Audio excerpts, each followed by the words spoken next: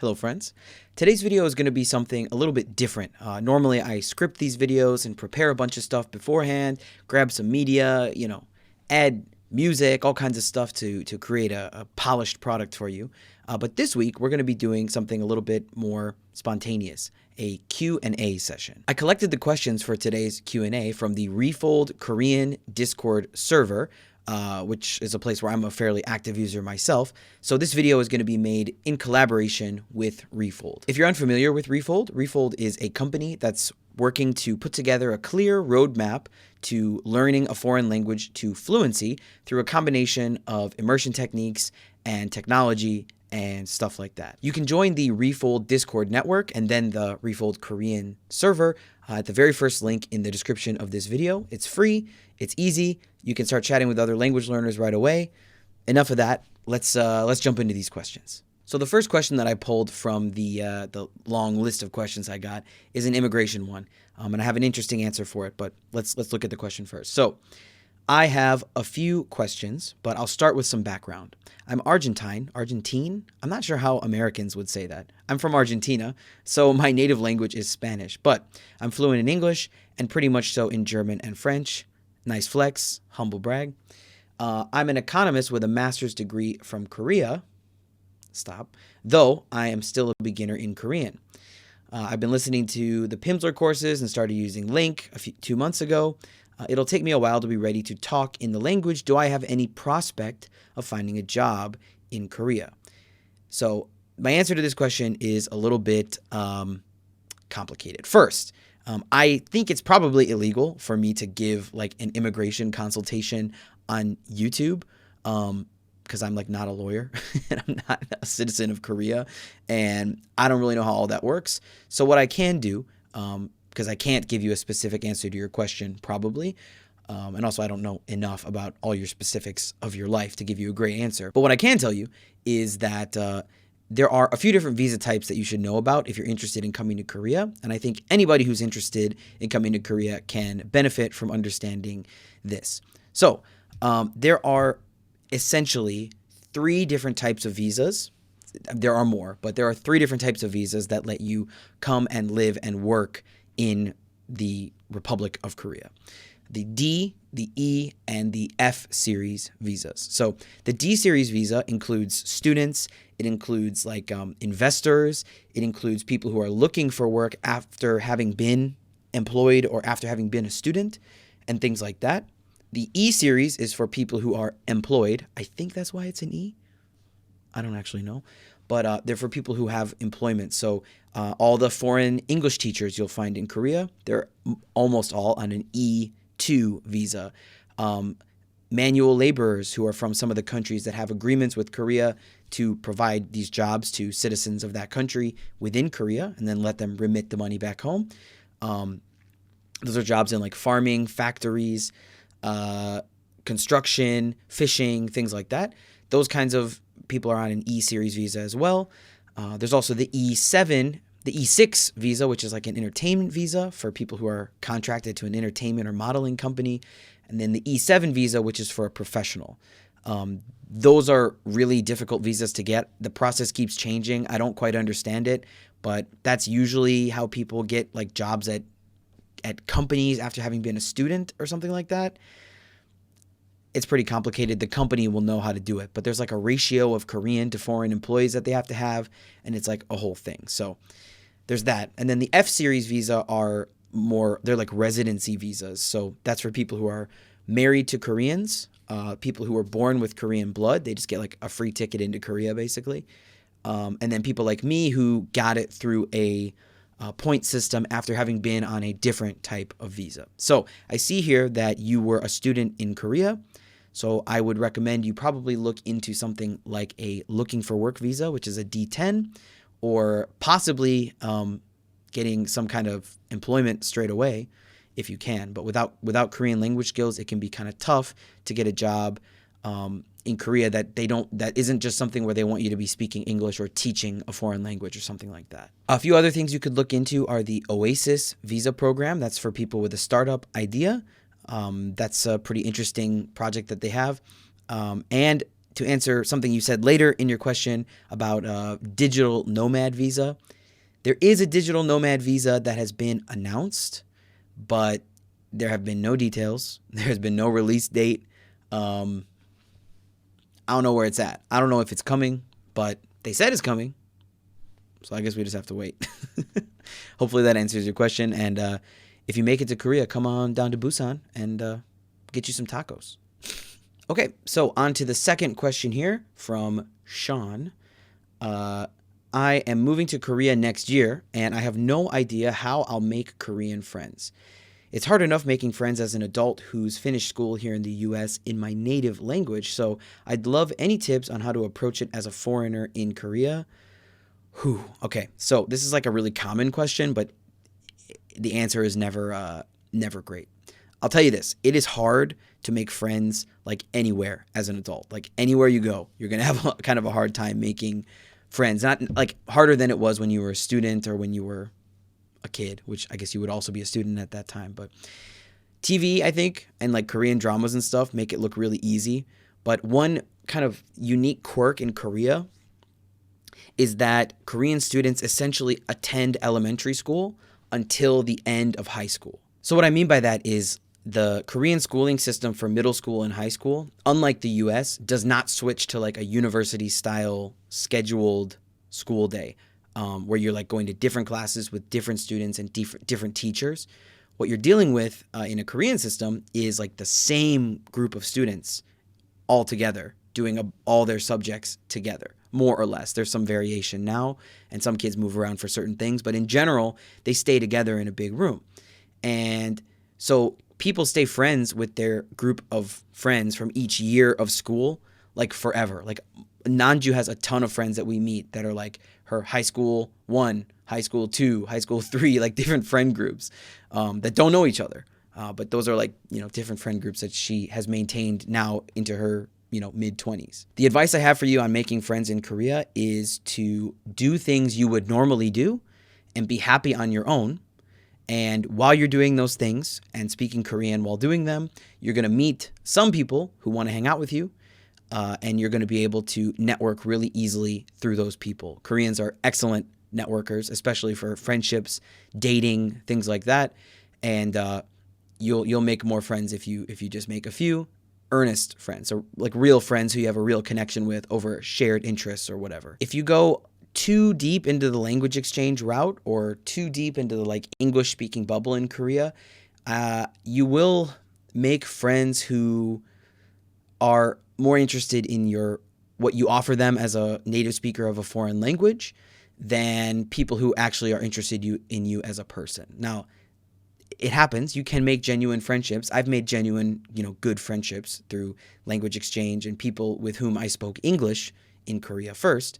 But those friendships feel now at least a little bit more fleeting than other friendships I've made in a Korean context where we both spoke Korean. So do things you like, be happy being by yourself, and you'll meet the right people when they show up. You don't want just anyone to be your homie, Okay, let's move on to another one here from Kika. I don't know. Sorry.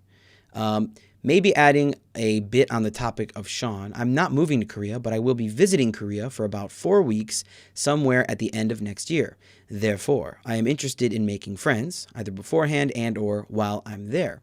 I'm wondering what the possibilities are regarding language meetups, I guess. Specifically within the country itself. Like, is there a big community for it? What would you use? How would you approach it?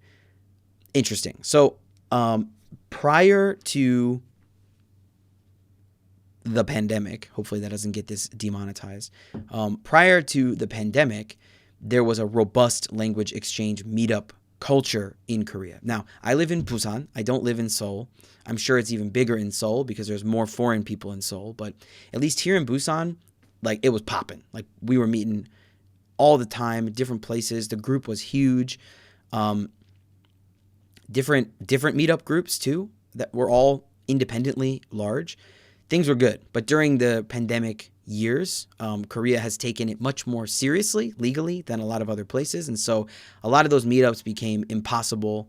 A lot of those meetups also just became culturally discouraged. People were not into it. And as far as I know, like all those groups are gone. At least the ones that I knew. They did not survive. I've seen on Facebook, unfortunately, is the main networking platform for foreign people inside Korea. I've seen on Facebook and on Instagram as well that there have been some like new up and coming language exchange groups in Busan. I'm sure Seoul has something similar where they're starting to reorganize and try this stuff again. But the culture definitely took a hit. The language exchange culture took a hit from the last couple of years. So what I would do is, personally, I found a lot of success, at least a few years ago, using apps like HelloTalk, Tandem, etc. to meet people in the area I was staying at. I'm not sure if they have I haven't used the apps for years because I live here and speak Korean. I don't really need to do that anymore. But they had, I think, like location settings so if you know where you're going, maybe you can find some friends around there, start chatting with people, etc., etc. But there's no surefire way to like create a squad. Like you're gonna meet people, some people you're gonna click with, So to answer the question simply, apps are great, but finding the meetups here is always a better way to start meeting people, because people always want to go to a second place after. They always want to hit Ita, get some chicken. Usually these places start at these events start at like cafes and stuff, and then move on somewhere with some drinks and food, and people loosen up a little bit more. Unfortunately, a lot of these language exchanges are just like free English lessons for like a lot of people, because the English skills of the Korean folks that are Korean speakers, at least, that are attending the event tend to just like blow the Korean skills of the foreigners out of the water. And so the balance of power is pretty unbalanced, and you just speak English the whole time. But you can make friends, and if you're confident with your Korean and you meet the right people, you'll have a great experience with that as well. So those are the answers. Okay, this next question, I specifically moved a little bit deeper into the video because it is a little bit deeper of a question. And so I want to give it some thought without turning everyone off at the beginning of the video. So Katie, KT, Kaite, Katie says, this might apply to all languages, but I wanted to ask how one might deal with judgment from others when choosing to study another language.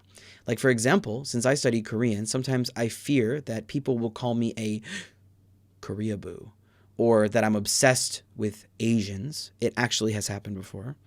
And not that learning another language totally changes your identity, but within the language, I find that usually people adapt to the values and traditions of the people of that language when speaking it, at least.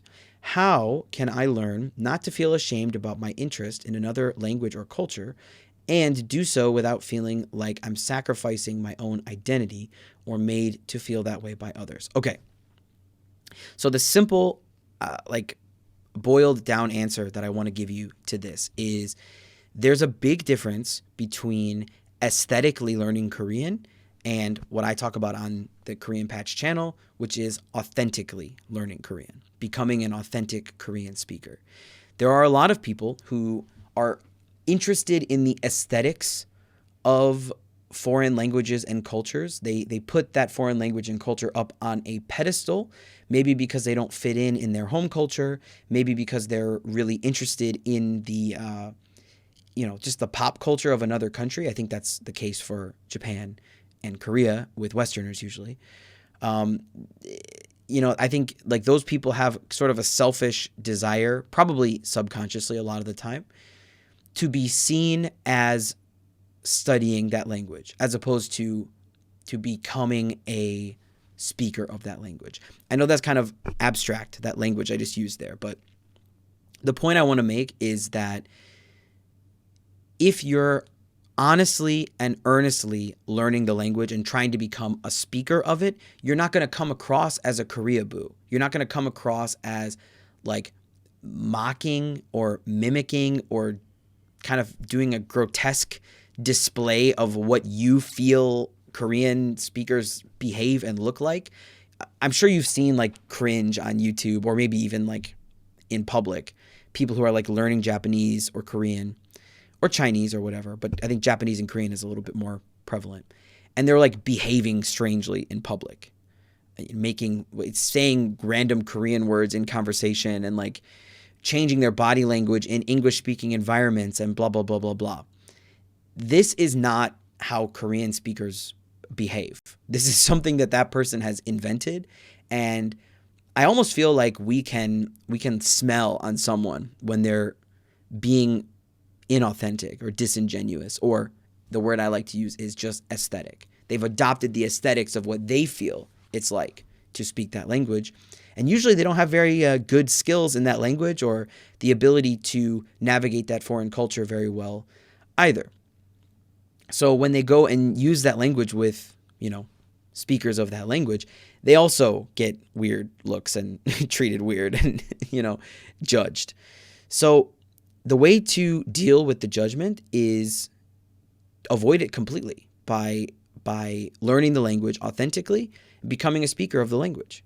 I've never had one instant of feeling ashamed of learning Korean or feeling like a weirdo or a goofy goober, a Koreaboo, because I'm not.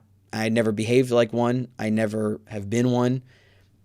It's just not like a thing that I've ever had to deal with because I avoided it completely by just learning the language. I didn't, project to the world that I was learning the language. It wasn't like my whole like persona or anything like that. So I think that's where a lot of that comes from. And when it comes to the identity aspect, I think I've kind of already answered the question a bit, because that stuff where you fear you'll behave differently or think differently or whatever, it's wrapped into it. The weird behavior and the changes in the way you look at things and all that kind of stuff that is strange or might make you feel uncomfortable, that's wrapped up in that aesthetic learning, that inauthentic learning. When it comes to your identity in general, though, like something that's more like within you, something like your beliefs or your ability to analyze things or look at a situation from different perspectives or whatever, that's something that's constantly evolving, even in your native language environment as well. I mean, think about like people who experience a massive change in their life, either sudden, some sudden success or some sudden tragedy. That change to their life changes their perspective. It changes their ability to look at things and think about things, and it changes the context for their thoughts. Your identity is constantly evolving, and trying to avoid that out of fear is kind of also changing your identity in a way. So it's never static. It's something that's always changing. What you're doing by learning a foreign language authentically is kind of guiding it in a certain direction, or at least feeding it a ton of new information. You're feeding your identity with new stuff, and it will grow and change and, adopt certain qualities and not adopt certain qualities and blah, blah, blah, blah, blah. So you have nothing to be afraid of, nothing to be ashamed of, everything to gain. Don't quit. Stick with it. It's worth it. Okay, for the next question, I cannot read your name. I apologize, but from this person. I have learned Korean on and off for 5 years now. I did not miss a day of studying for the first 2 years, and then I took massive breaks of 3, 6, or even more than 8 months. But in the periods where I was studying, I think I put in a lot of time, often doing listening comprehension while commuting and such to use my dead time. For the past 3 years, I also hit the gym on and off and have therefore only made minor or hardly any progress. Likewise, if I never took any breaks from Korean and was immersing every day for 1 to 3 hours, would I finally be able to understand Korean news and books in Korean and have real conversations with people? I feel like even if I were to study consistently for the next 1 to 1.5 years, I don't know if I would be making much progress. So to answer your question here, let me start off with a bit of context. I don't care much about like min-maxing. I don't think like, okay, if I study 1.27 hours a day, I'm going to get, this kind of return. This is not an investment opportunity that you can cash out quickly. You can't like invest or plan to invest X amount of hours for Y amount of skill. Learning a language is a lifelong choice you're making. You will have periods of success, periods of stagnation, periods of failure. There are a ton of variables that go into language learning. It's not just time spent. There's time spent that was poorly spent. There's time spent where you're not in the right emotional headspace to be acquiring a language, even though you sat down, paid attention to the movie, and analyzed the sounds. There's not enough tools in the world yet, at least, maybe there will be, to measure every single variable when it comes to language acquisition. We could do the exact same amount of time, have the exact same experiences, go through the exact same amount of Anki cards, and we may not get to the same level of Korean in the same amount of time. And in fact, we will not get to the same level of Korean because we have different, days. We have different emotions. We have different contexts for our lives. And so, yeah, like you could look at time you took off as shoulda, coulda, woulda, like I should have studied more, blah, blah, blah, blah, blah. But at the end of the day, if this is a lifelong decision that you're committed to, becoming a speaker of Korean, it shouldn't matter how long it's going to take because it's going to take as long as it takes. And when it has taken, when it's done, when you've learned enough Korean to start using it confidently and comfortably, it won't matter how long it took. So I want to give you at least one direct answer to your question. Most really good Korean speakers of foreign origin that I know took about 2 to 3 years of good immersion to get, good at Korean, and then they continued getting better in Korean while using, Korean after that. So I think it's a waste of your time to estimate how long it's going to take and make a judgment on whether or not it's a worthwhile investment of your time. That's just my personal opinion, but I hope you can commit to the long-term, gradual growth that you'll have from paying attention to Korean, noticing how Korean speakers speak, and acquiring their patterns of speech for yourself. All right, next we're going to move on to some questions from user Piona on the Discord server.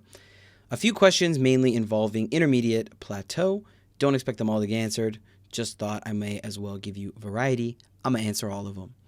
First, what did you struggle with the most during the intermediate plateau?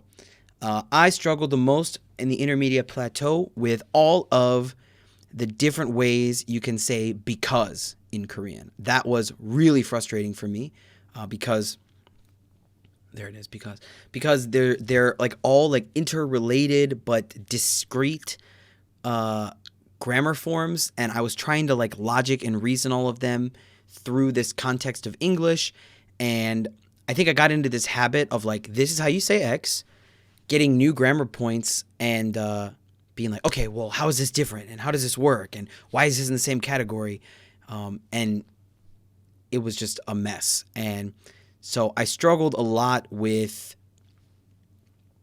like, I would ignore the alternatives because I had categorized them in the same category, and so I wasn't like looking for the nuance or anything like that. And so I think I wasted a lot of time and energy on not just letting it come to me when it came, and instead just like trying to understand everything really hard.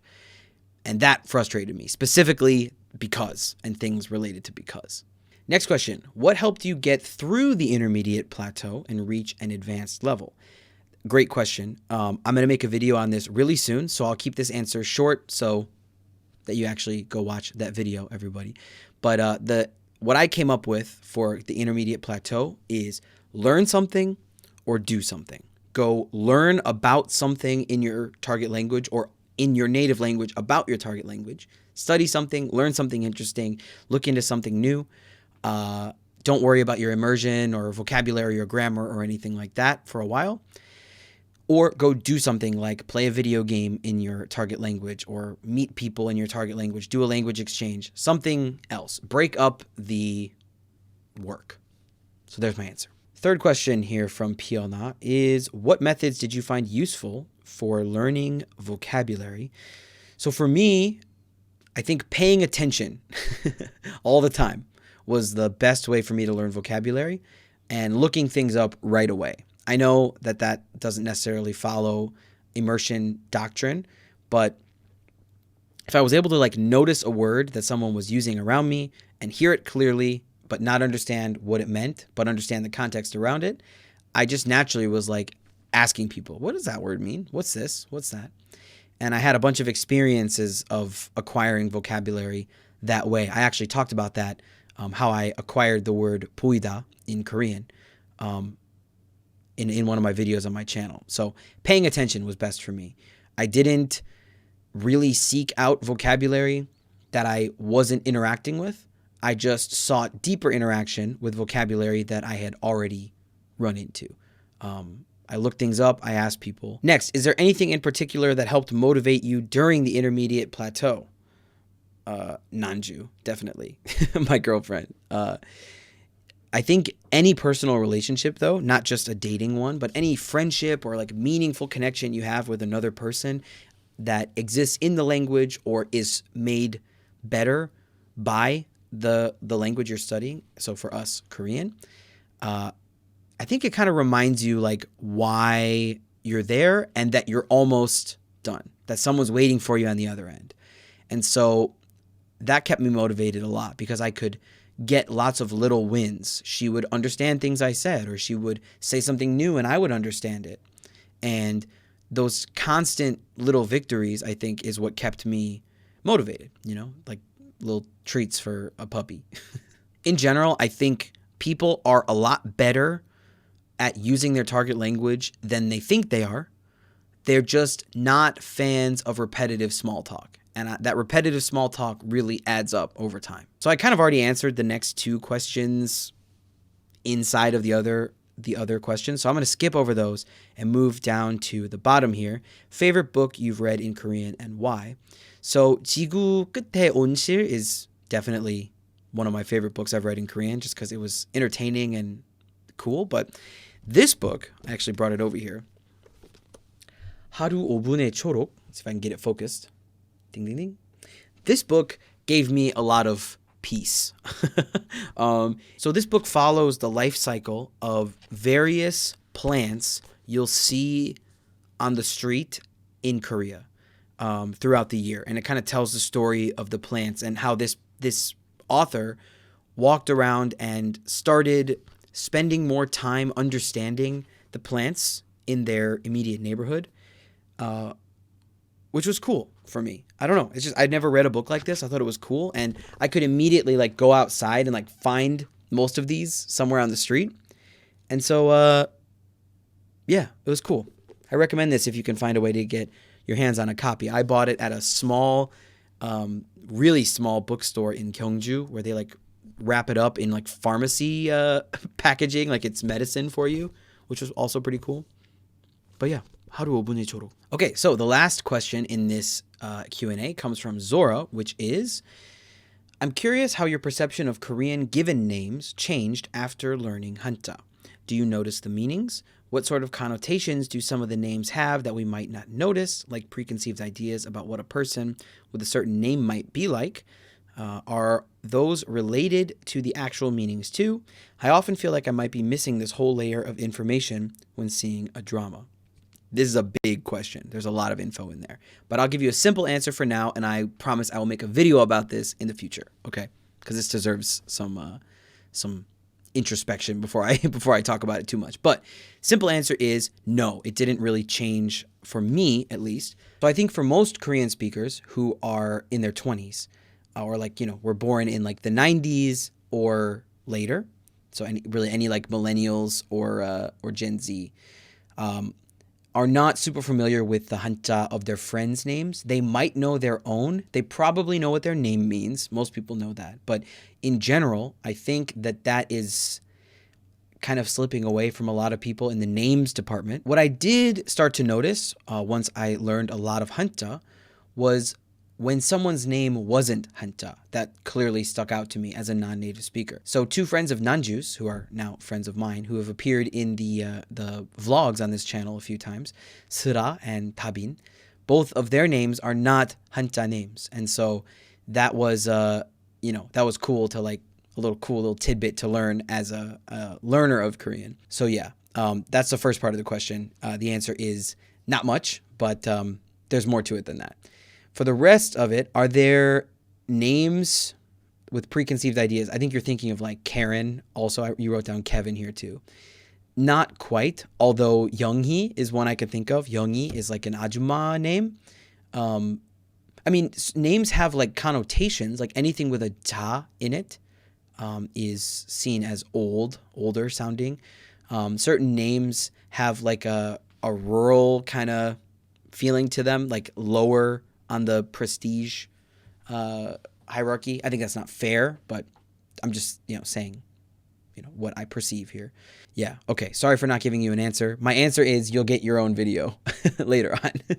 Okay. So that's going to wrap it up for this very first Q&A. If this was interesting to you, or if you have any questions for me, feel free to leave them in the comments on this video, or head over to the Refold Korean server. We have a channel in there for Korean Patch Q&A videos. You can drop a question in there, and I will get to it in a future Q&A video. I'm planning on doing more of these if the community finds it interesting. If you have any burning questions about Korean, identity, 사투리, Hanja, pronunciation, any of that kind of stuff, hit me. I've got answers to most of them. So yeah, like I said, that'll be it for this video. Thank you so much for watching to the end. I appreciate all the people who sent in questions. You're amazing. I love you. And I'll see you in the next one.